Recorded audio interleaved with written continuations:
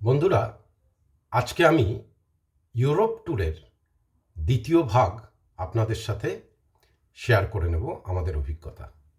আশা করি আপনাদের ভালো লাগবে। আগের দিন ফ্রান্সের প্যারিসের মূলত বেড়ানোর গল্প করেছিলাম। আজকে আপনাদের কাছে আমি নিয়ে আসব সুইজারল্যান্ড। প্যারিস থেকে সকালবেলা ট্রেনে করে প্যারিস স্টেশনে চলে গেলাম। সেখান থেকে ট্রেন ধরে সুইজারল্যান্ডের জুরিখের দিকে আমরা রওনা হলাম। প্যারিস থেকে জুরিক, এই যে ডিস্টেন্সটা, অসাধারণ প্রাকৃতিক সৌন্দর্যে ভর্তি।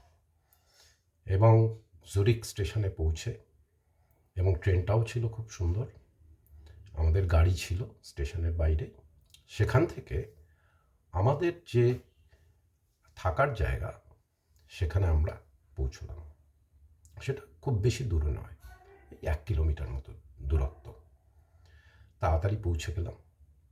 এবার মজা হচ্ছে, প্যারিসে থাকাকালীন আমাদেরকে বলা হয়েছিল যে নুড়ি বলে একটা অ্যাপ মোবাইলে ডাউনলোড করতে, সেইটা কাজে লাগবে জুরিখের যে সার্ভিস অ্যাপার্টমেন্ট, সেই সার্ভিস অ্যাপার্টমেন্টের জন্য।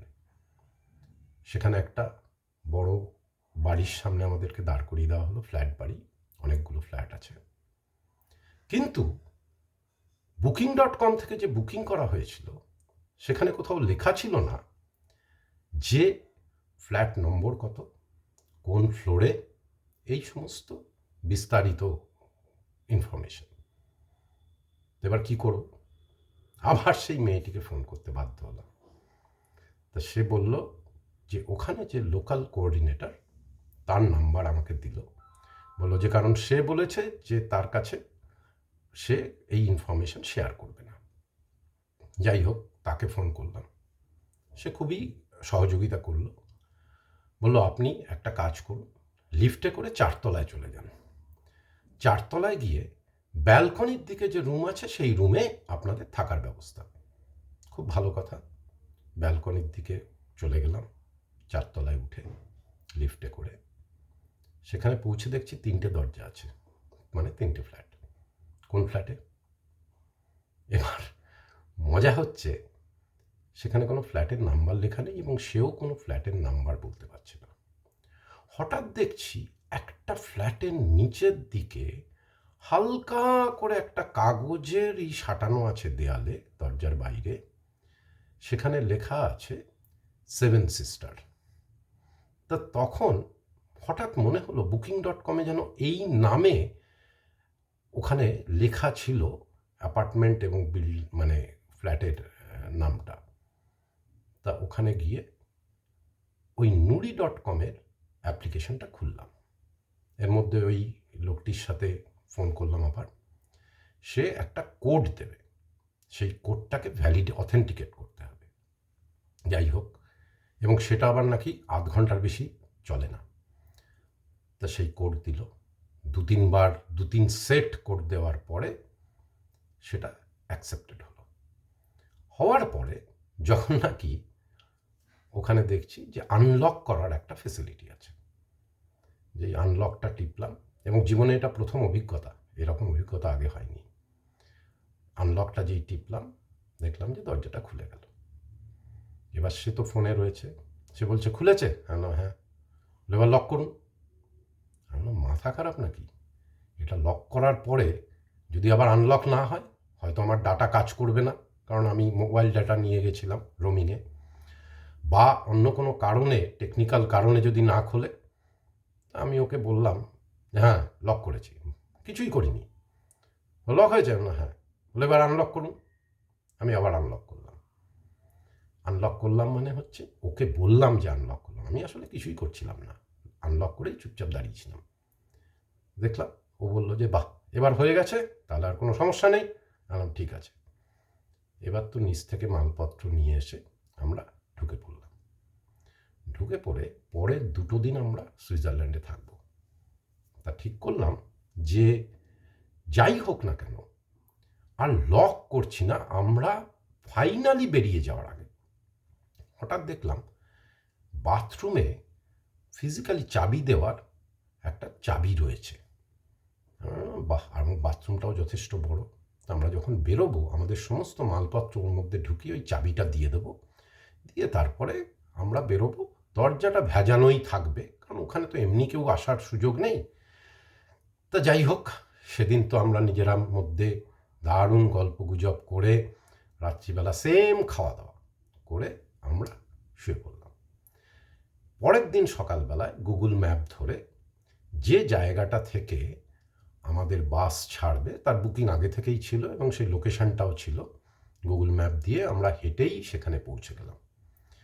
সেটাও একটা খুব সুন্দর অভিজ্ঞতা, যে ছোট ছোট নদীর স্ট্রিমগুলো বয়ে যাচ্ছে, তার উপরে ছোট ছোট ব্রিজ, প্রচুর গাছপালা, তার মধ্যে দিয়ে হাঁটতে হাঁটতে আমরা পৌঁছে গেলাম। আমাদের যাওয়ার কথা হচ্ছে বাসে করে প্রথমে লুসানের লেক এবং ওই জায়গাটায় বাস দাঁড়াবে 1 ঘন্টা, সেই জায়গাটা ঘুরে নিয়ে তারপরে আমাদের মাউন্ট টিটলিসে যাওয়ার কথা। লুসান জায়গাটাও খুব সুন্দর লাগলো, প্রচুর লেক রয়েছে। ওখানে আমরা ম্যাকডোনাল্ডসে কিছু খাবার খেয়ে নিলাম, খেয়ে এবার মাউন্ট টিটলিসের পথে।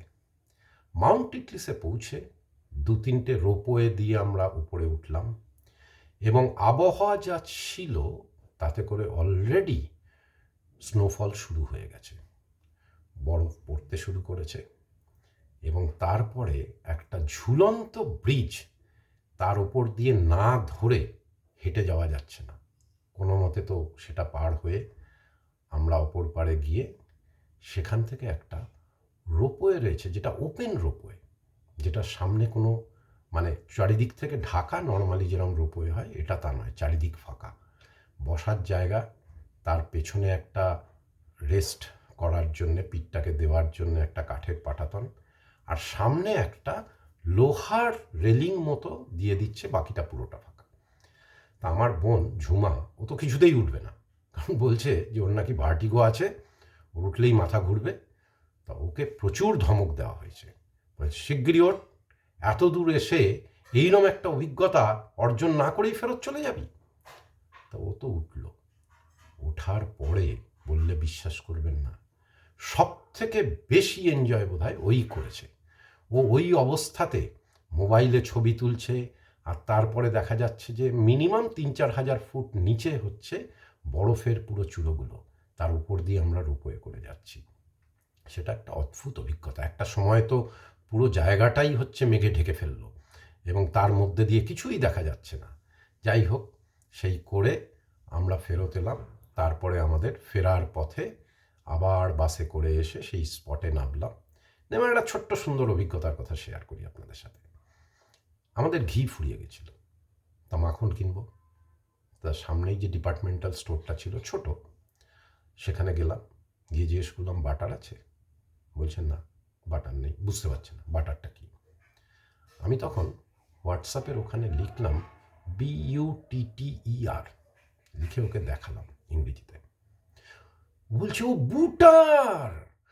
আমরা তারপর থেকে বলতাম বুটার। আসলে বিভিন্ন জায়গায় এক একটা জায়গায় তাদের প্রোনাউন্সিয়েশন এবং তাদের উচ্চারণ, সেইটা আঙ্গিকটা ডিফারেন্ট হয়। এবং ওখানে সুইজারল্যান্ডে অবশ্য সবটাই হচ্ছে সুইস ফ্রা দিয়ে হয়, ওখানে ইউরোটা চলে না এবং তার এক্সচেঞ্জ রেট, এটার সমস্যার জন্যে আমরা যেটা করতাম সেটা হচ্ছে ক্রেডিট কার্ডগুলোই ব্যবহার করতাম। তারপরে তো আবার হাঁটতে হাঁটতে আমরা আমাদের বাসস্থানে ফেরত এলাম। ফেরত এসে আবার আড্ডা দিয়ে রাত্রিবেলা খাওয়া দাওয়া করে পরের দিন আবার ওই একই জায়গা থেকে বাসে করে আমরা চলে গেলাম ইন্টারলাকেন। ইন্টারলাকেনটাও অসাধারণ সুন্দর, যদিও আবহাওয়া খুব একটা ভালো ছিল না, বৃষ্টি হচ্ছিল, কিন্তু পাশ থেকে যে নদী বয়ে গেছে এবং জুরিক থেকে ইন্টারলাকেন পর্যন্ত যে বাসের জার্নি, সেটা এত সুন্দর এবং প্রকৃতি যেন ঢেলে সাজিয়ে দিয়েছে। আমরা দারুণ উপভোগ করলাম। করে তারপর ইন্টারলাকেনে বহুক্ষণ থেকে আমরা তারপরে ফেরত চলে এলাম। ফেরত এসে আমরা আবার হোটেলে ফেরত এলাম।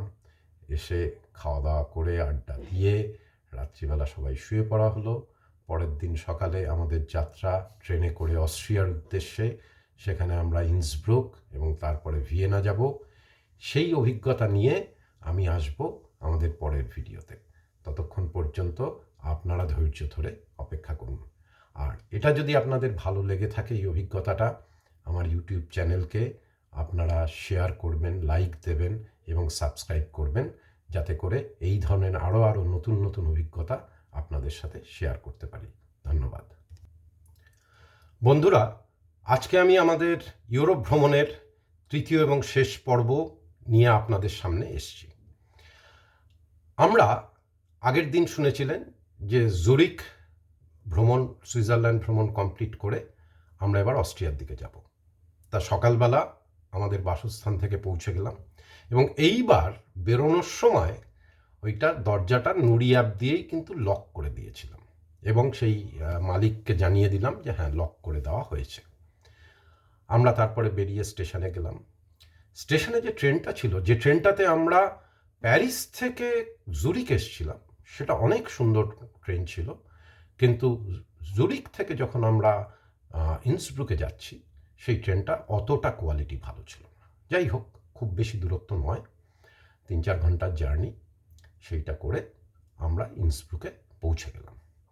ইন্সব্রুকে পৌঁছে আমরা সার্ভিস অ্যাপার্টমেন্টই বুক করা ছিল, কিন্তু এই সার্ভিস অ্যাপার্টমেন্টটা আবার অন্যরকম। এটা একটা প্রপার হোটেলের মধ্যে, যেখানে প্রপার রিসেপশন আছে এবং সেখানে দাঁড়িয়ে রিসেপশনিস্ট রয়েছে, তারা আমাদের অ্যাসিস্ট করলো। সেখানে প্রপার ফর্ম ফিল আপ করতে হলো, করে আমরা তো আমাদের রুমে চলে গেলাম। এবার ওখানে ওরা ট্রামের টিকিট আমাদেরকে দিয়ে দিল, যেটাতে আমাদের কোনো পয়সা লাগবে না। অস্ট্রিয়াতে আবার ইউরো চলে, যেটা সুইজারল্যান্ডে চলে না, ওদের সুইস ফ্রাটাই চলে।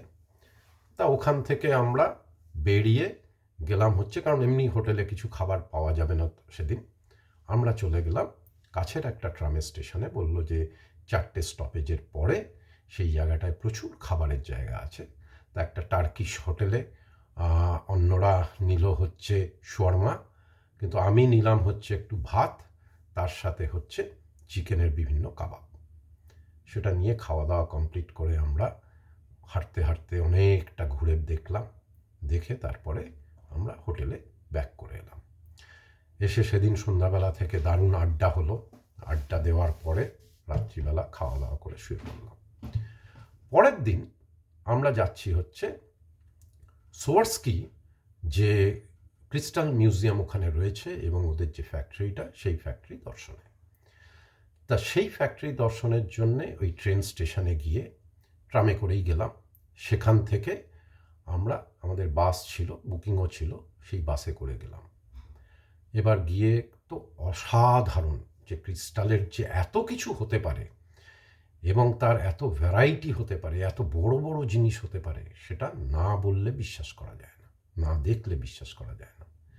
যাই হোক, সেই সমস্ত দেখে, এবং সেটা বিশাল বড় ক্যাম্পাস একটা, ভালো করে ঘুরে ঠুরে আমরা বেরিয়ে এসে দেখছি যে ফেরার যে বাসটা, সেটা আসতে অনেকক্ষণ দেরি আছে, প্রায় 1.5 ঘন্টা। আমরা কি করলাম, একটা ট্যাক্সি ওখান থেকে ধরে আমরা আমাদের হোটেলে ফেরত চলে এলাম। এসে তারপরে খাওয়া দাওয়া করে বাকি দিনটা, ওই ইন্সব্রুক শহরটাও হচ্ছে খুব সুন্দর, চারিদিকে পাহাড় দিয়ে ঘেরা, সুতরাং আমরা হেঁটেই এদিক ওদিক ঘুরে বেড়ালাম। ঘুরে ঠুরে এসে একটা মজার জিনিস শুনলাম। সেটা কি, আমাদের যে ট্রেনে যাওয়ার কথা ছিল ভিয়েনা ইন্সব্রুক থেকে, সেই ট্রেনটা নাকি ক্যান্সেল হয়ে গেছে। আমাদের সেই মেয়েটি, যে কিনা আমাদের সমস্ত বুকিংগুলো কোঅর্ডিনেট করে দিচ্ছিল, সে নতুন ট্রেনের টিকিট করে আমাদেরকে দিয়ে দিল। এবং সেই ট্রেনের জার্নিতে সময়টা একটু বেশি লাগবে, প্রায় 12:30টার সময় দুপুরে ট্রেন, এবং সেটা পৌঁছবে প্রায় 6টায়। যাই হোক, অগত্যা কিছু করার নেই। সকালবেলা আমরা একটু ভাত ঠাত খেয়ে বেরিয়ে পড়লাম, সঙ্গে কিছু ক্রসনাট এইগুলো নিয়ে গিয়ে ট্রেনে উঠলাম। ট্রেন চলতে শুরু করলো, দারুণ ট্রেনটা, একই রকম। এবার লিন্স বলে একটা স্টেশন আছে, যেটা কিনা অর্ধেক দূরত্বে, মানে ইন্সব্রুক এবং ভিয়েনার মাঝামাঝি জায়গায়। তার ঠিক আগের স্টেশনে ট্রেনটা দাঁড়িয়ে গেল, ট্রেন আর এগোচ্ছে না। আর কিছু জার্মান ভাষায় অ্যানাউন্সমেন্ট হচ্ছে। আমার উল্টো দিকে একটি ফ্যামিলি বসেছিল জার্মান, এবং তাদের মনেই হলো যে শিক্ষিত এবং তারা ইংরেজিতেও কথা বলতে পারে। তাদের সাথে পরিচয় হলো। তাদেরকে জিজ্ঞেস করলাম অ্যানাউন্সমেন্টে কি বলছে। বলছে লিন স্টেশনে নাকি বোমাতঙ্কের জন্যে ওদের কাছে ইনফরমেশন আছে সিকিউরিটি ফোর্সের কাছে, সেই জন্যে ওখানে সার্চ চলছে, যতক্ষণ না এটা কমপ্লিট হবে ততক্ষণ ট্রেন যেতে পারবে না। আমি তো ভাবলাম এ কী রে বাবা, ইউরোপের দেশে এসেও বোমাতঙ্ক, তার জন্য ট্রেন আটকে গেছে। এ তো আমাদের দেশে বা আমাদের আশেপাশে বিভিন্ন দেশের ক্ষেত্রে এগুলো আমরা অভ্যস্ত, কিন্তু ইউরোপের মতো জায়গাতেও ভিয়েনার কাছে অস্ট্রিয়াতে এরকম একটা অবস্থা। যাই হোক, কিছু করার নেই, বসে আছি। প্রায় 2 ঘন্টা বাদে ট্রেন ছাড়লো। খুব স্বাভাবিকভাবে আমাদের পৌঁছতে প্রায় 2 ঘন্টা দেরি হয়ে যাবে। এরকম একটা অবস্থায় দাঁড়িয়ে